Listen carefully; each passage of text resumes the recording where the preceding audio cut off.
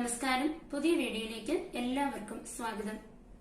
Laura വണ്ടർകാം എന്ന എഴുത്തുകാരിയുടെ 168 hours എന്ന ബുക്കിൽ നിന്നെടുത്ത കുറച്ച് ലെസൺസ് ആണ് ഇന്നത്തെ വീഡിയോയിലൂടെ പങ്കുവെക്കുന്നത്. ഒന്നിനും സമയം തികയുന്നില്ല എന്ന് പരാതി പറയുന്ന നമുക്ക് നാം കരുതുന്നതിലും കൂടുതൽ സമയമുണ്ടെന്നാണ് ലോറ തന്റെ ബുക്കിലൂടെ പറയുന്നത്. നമുക്കെല്ലാവർക്കും ഒരേ അളവ് സമയമാണുള്ളത്. ആഴ്ചയിൽ 168 മണിക്കൂർ എല്ലാവർക്കും ഉണ്ട്.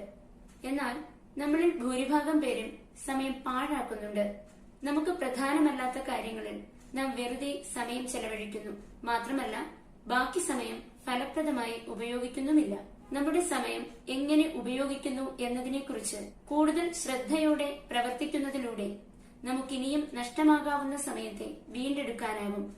നമുക്ക് പ്രധാനമായും ചെയ്യേണ്ടത് എന്തൊക്കെയാണെന്ന് നാം തീരുമാനിക്കുക. അതിനുശേഷം നമ്മുടെ സമയം ആ കാര്യങ്ങൾക്കായി ഡിവൈഡ് ചെയ്തു മാറ്റുക. നമ്മൾ ചെയ്യുന്ന പ്രധാനമല്ലാത്തതും സമയം പാഴാക്കുന്നതുമായ കാര്യങ്ങൾ എന്തൊക്കെയാണെന്ന് നമുക്ക് ബോധ്യമുണ്ടായിരിക്കണം. അവ കണ്ടെത്തുക, മനസ്സിലാക്കുക. പ്രയോറിറ്റീസ് സെറ്റ് ചെയ്യുക. ഏറ്റവും പ്രധാനപ്പെട്ടത്, അത്യാവശ്യമായത്, പ്രാധാന്യം കുറഞ്ഞത്, പിന്നീട് ചെയ്യേണ്ടത്, അങ്ങനെ പല സെറ്റുകളായി നമുക്ക് ചെയ്യേണ്ട കാര്യങ്ങൾ തരംതിരിക്കുന്നതിലൂടെ നമ്മുടെ സമയവും അതിനായി പ്ലാൻ ചെയ്യാൻ കഴിയും.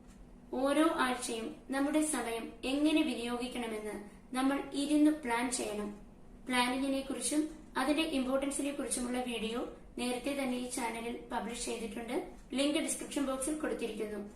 പ്ലാനിംഗ് ഫ്ലെക്സിബിൾ ആയിരിക്കണം.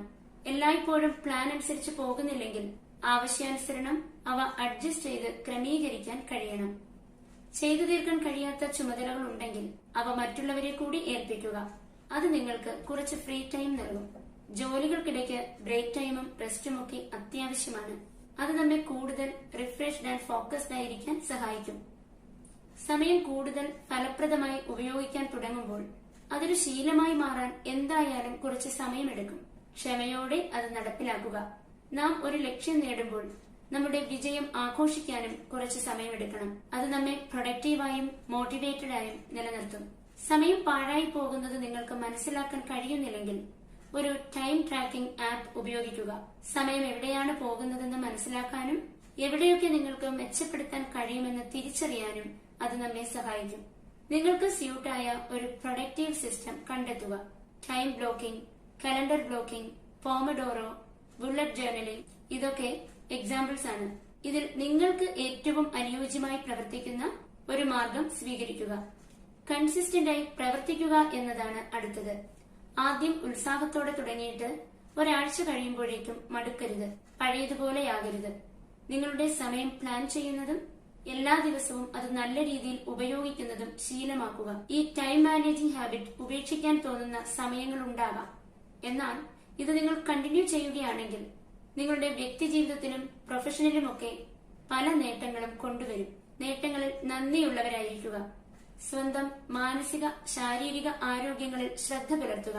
മറ്റുള്ളവരെ ഒരു വാക്കുകൊണ്ടെങ്കിലും നിങ്ങൾക്ക് സഹായിക്കാൻ കഴിയുമെങ്കിൽ, അതിനുള്ള സമയം കൂടി നിങ്ങൾ കണ്ടെത്തുമെങ്കിൽ അത് ഈ ലോകത്തിനായി നിങ്ങൾക്ക് കൊടുക്കാൻ കഴിയുന്ന ഒരു സംഭാവനയാണ്.